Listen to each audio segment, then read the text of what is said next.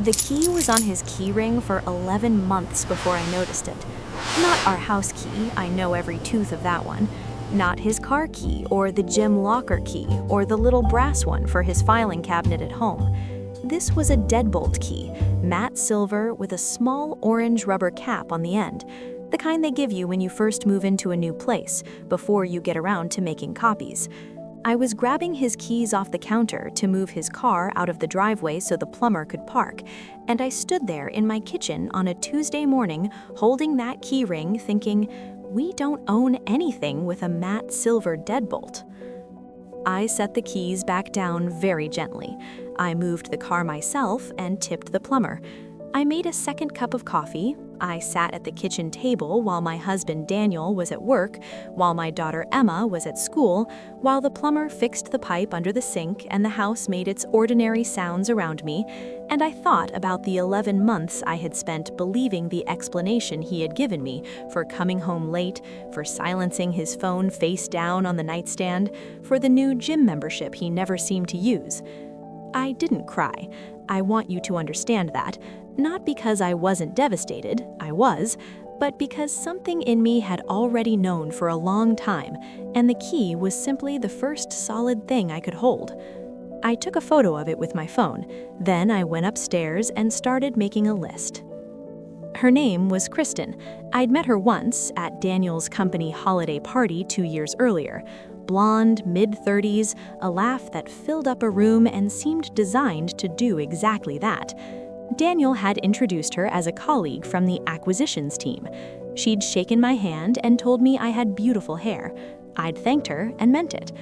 I had suspected her for about 8 months, not with certainty, just the particular suspicion a woman develops when she notices that her husband never mentions someone's name anymore, when he used to mention it constantly. For 6 months in 2022, Kristen from Acquisitions appeared in almost every dinner conversation. Kristen had this idea in the meeting. Kristen made the whole team laugh. Kristen found this incredible Thai place near the office. And then, as though someone had reached into his vocabulary and removed the word surgically, she disappeared from his stories entirely. That was when I opened a separate bank account. I know how that sounds, calculating, maybe even cold, but I want to be clear about something. I didn't open that account because I had decided to leave.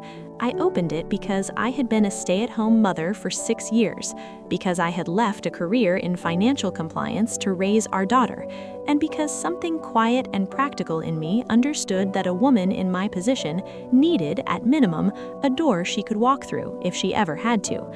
I deposited a portion of my monthly household allowance for 8 months, not enough to be noticed, enough to matter. I also called my college roommate Claire, who had become a family law attorney in Connecticut. We had lunch. I told her I was asking hypothetically.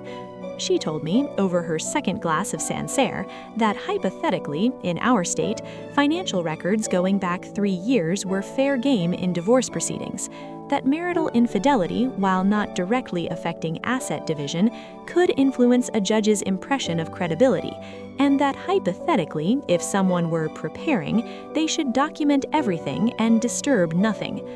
I took notes on my phone under the contact name dentist appointment. That afternoon, I hired a private investigator named Ron Gessler, who had been recommended to me by Claire, who technically had given me his card in case I ever needed him, purely hypothetically. Ron was 62 years old, drove a beige Camry, and looked like someone's retired accountant. He was also extraordinarily good at his job.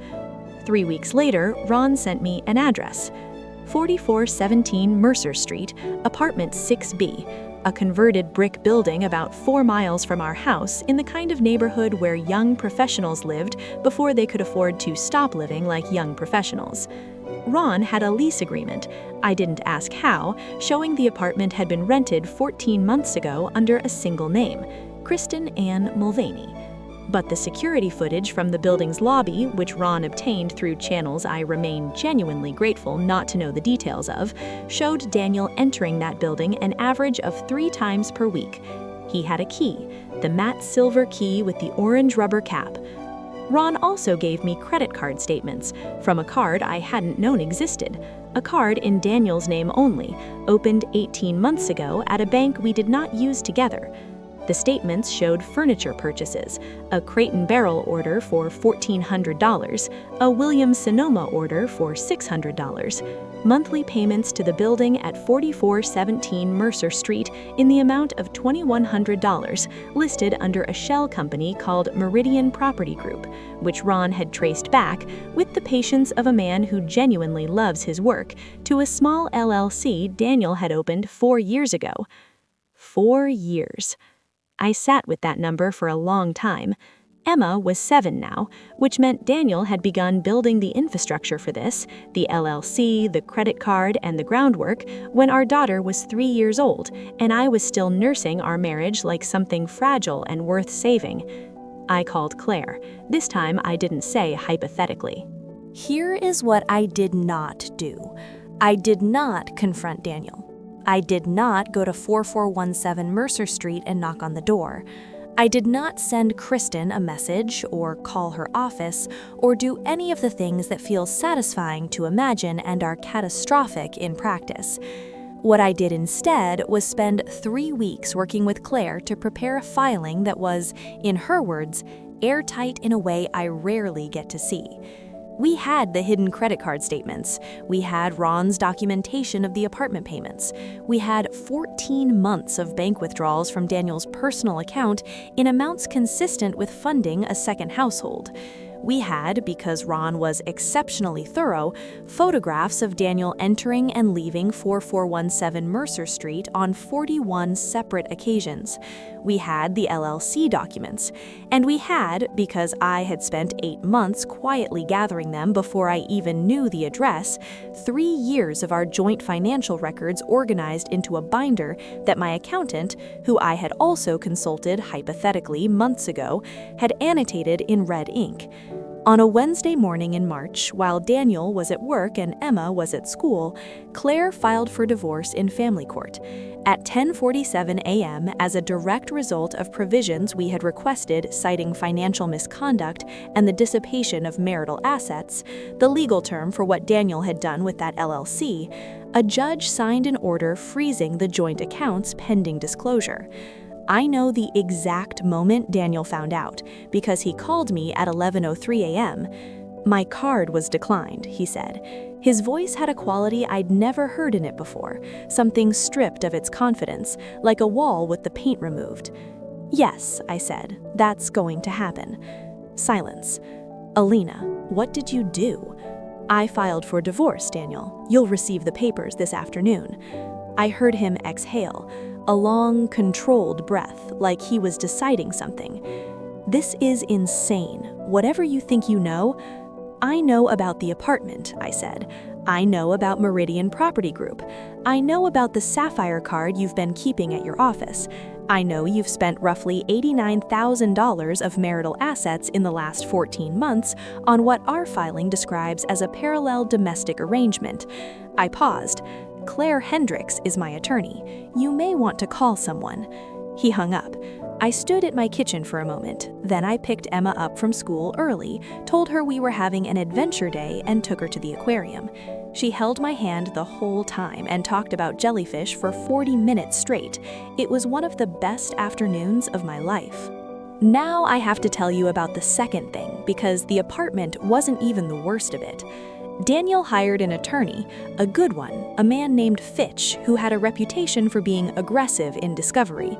Fitch's strategy from the beginning was to question the legitimacy of my documented evidence and to argue that Daniel's expenditures, while perhaps ill-advised, did not constitute the legal dissipation of marital assets because the LLC had been a legitimate business venture.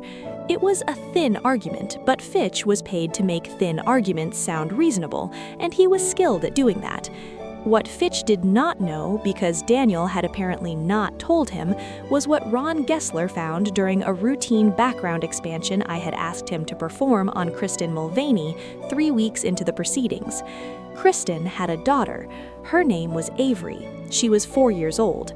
I want to be precise about what I felt in the moment Claire called to tell me this, because I think precision matters here.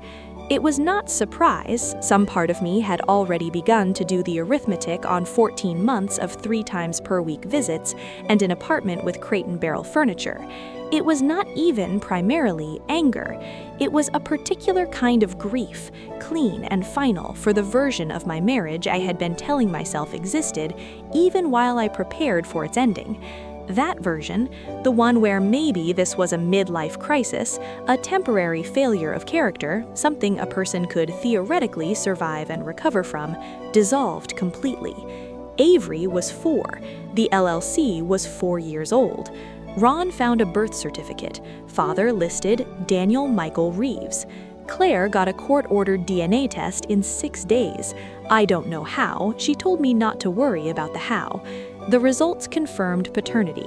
When Daniel's attorney received that document, I'm told the meeting between Fitch and Daniel lasted 3.5 hours and ended with Fitch raising his billable rate by 40% and Daniel agreeing to pay it. The deposition was held in a conference room on the 14th floor of a downtown office building, all glass and gray carpet, and the particular silence of a room where people are about to say difficult things on the record. Daniel came in with Fitch. I came in with Claire and our second chair, a younger attorney named Marcus, who specialized in asset recovery and had the calm, unhurried energy of someone who had seen every version of this story and was never surprised by any of it. Daniel looked terrible. He'd lost weight. His suit was the right suit, but it hung on him differently, as though even his clothes had stopped cooperating. Claire walked him through every document, every credit card statement, every LLC filing, every photograph from the lobby of 4417 Mercer Street. She asked him in the patient, courteous voice she used when she was most dangerous, to explain each one. Fitch objected regularly. Marcus noted the objections with the air of a man cataloging them for later use. At one point, Claire placed a photograph on the table between them, a lobby surveillance image, time-stamped, showing Daniel entering the building on a date he had told me he was at a conference in Chicago. "Mr. Reeves," Claire said, "were you in Chicago on November 14th? Fitch said, "Don't answer that." "I've already answered it," Daniel said, very quietly, to my wife, on the phone. I told her I was in Chicago. "Were you in Chicago?"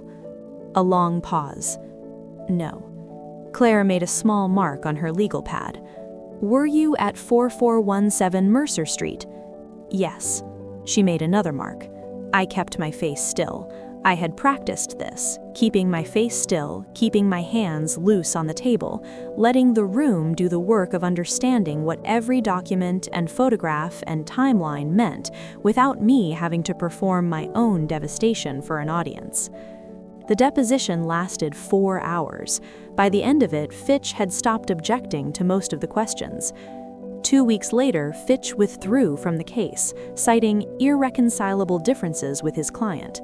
Daniel hired a second attorney, a woman named Patel, who took one look at the discovery file and told him, from what Claire heard through professional channels, that his best option was a negotiated settlement reached as quickly as possible. The settlement took another 6 weeks to finalize, but its broad shape was determined in the first meeting. Daniel's hidden assets, the LLC, the undisclosed credit card debt, the documented misappropriation of marital funds, shifted the calculus dramatically. We got the house, we got primary custody of Emma with generous but structured visitation for Daniel.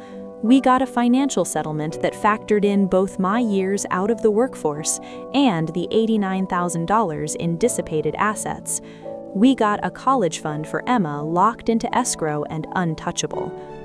What Daniel got was his freedom, his debts, and the consequences of his choices. I want to tell you about Emma because she is the most important part of this.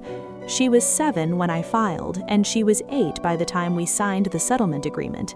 And in that year, she had watched her father move out of our house and into a smaller apartment across town, and she had gone to her custody visits with the quiet, careful manner of a child who is trying very hard to understand something that does not make sense to her. She never asked me directly why Daddy didn't live with us anymore. She asked once, standing at the kitchen counter while I was making dinner, whether it was because of something she had done. I put down the wooden spoon. I turned around and I crouched down to her level, and I told her without equivocation that it was not because of anything she had done, that nothing she had done or could ever do would cause her parents to stop loving her, that sometimes adults made choices that changed the shape of a family, but that the shape of our love for her would never change. She looked at me for a moment with those serious, dark eyes she'd had since she was a baby. "Do you still love Daddy?" "I will always have love for your daddy," I said carefully, "because he gave me you." She seemed to find this satisfactory. She went back to drawing at the kitchen table. What she told her school counselor in a session I learned about through the counselor's routine report was that she felt safe at Mommy's house. She felt safe at Mommy's house because Mommy always knew what was happening, and Mommy never panicked, and Mommy had a plan. I read that and sat with it for a long time, the way you sit with something that is both a compliment and an indictment. I had been so focused on not performing my grief for Emma that I had apparently performed competence instead. Maybe that was the right thing. I'm still not entirely sure, but she was sleeping well, doing well at school, laughing at dinner, and slowly, carefully, learning to include her father in her life on terms that did not require her to pretend the last year hadn't happened. That felt like enough. That felt some days like a kind of miracle. In the months after the settlement, I watched Daniel's life rearrange itself around the choices he had made, the way water rearranges itself around a stone dropped into it, not dramatically, not all at once, but inexorably. His company found out about the affair not from me, I said nothing to anyone at his firm, but because Kristen, who had apparently not anticipated being the primary target of Daniel's need to economize once the marital assets were frozen, became loudly and documentably unhappy about the change in her circumstances. She filed a separate civil action against Daniel, claiming breach of financial promises he had allegedly made to her. That filing became public record. 2 of his colleagues found it. He did not lose his job, but he was passed over for a promotion he had been expecting for 2 years.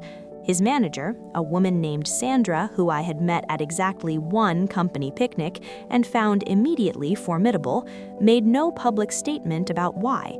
She didn't need to. The civil case between Daniel and Kristen settled without going to trial. I don't know the terms. I made a deliberate decision not to find out, because caring about what happened between them required an ongoing emotional investment in Daniel's life that I no longer wished to make. His relationship with Kristen ended, this I heard from a mutual friend who told me without my asking, the way mutual friends do. Avery remains his daughter and his legal responsibility. He is, by Claire's understanding of the support arrangements, struggling financially. The second apartment he'd moved into after leaving our house was in a less expensive building than 4417 Mercer Street, which struck me as a certain kind of justice so tidy it almost felt fictional. At Emma's school concert last spring, Daniel sat 3 rows behind us. He looked older, in the way people look older when their life is harder than it used to be. He was polite. He hugged Emma afterward and told her she'd been wonderful, which she had. I nodded at him across the auditorium because Emma was watching and that was the right thing to do, and because I no longer felt anything sharp when I looked at him, just a kind of settled neutrality, like looking at a place you used to live. Here is what my life looks like now. I went back to work 8 months ago at a compliance consultancy that had been looking for someone with exactly my background.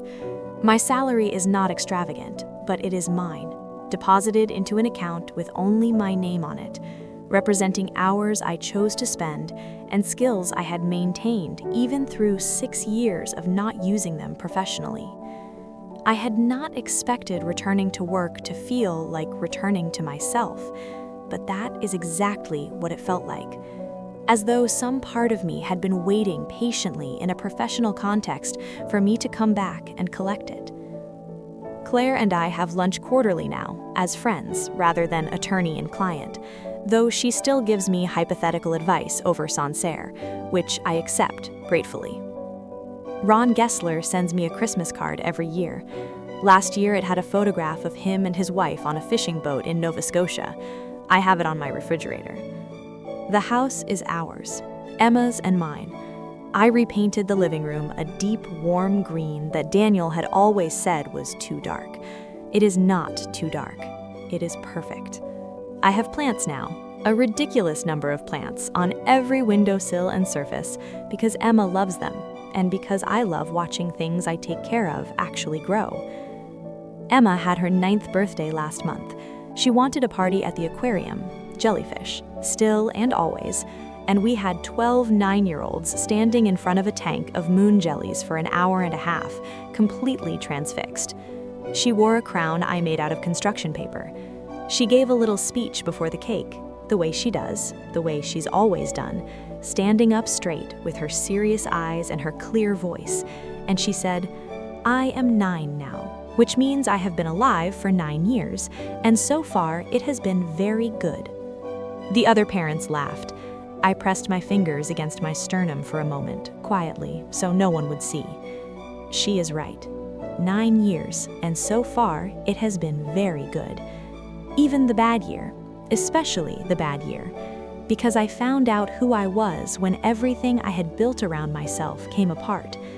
I found out I was someone who made a list, someone who took careful notes under dentist appointment, someone who moved the car herself and tipped the plumber and made a second cup of coffee and began, slowly and deliberately, building a door she could walk through.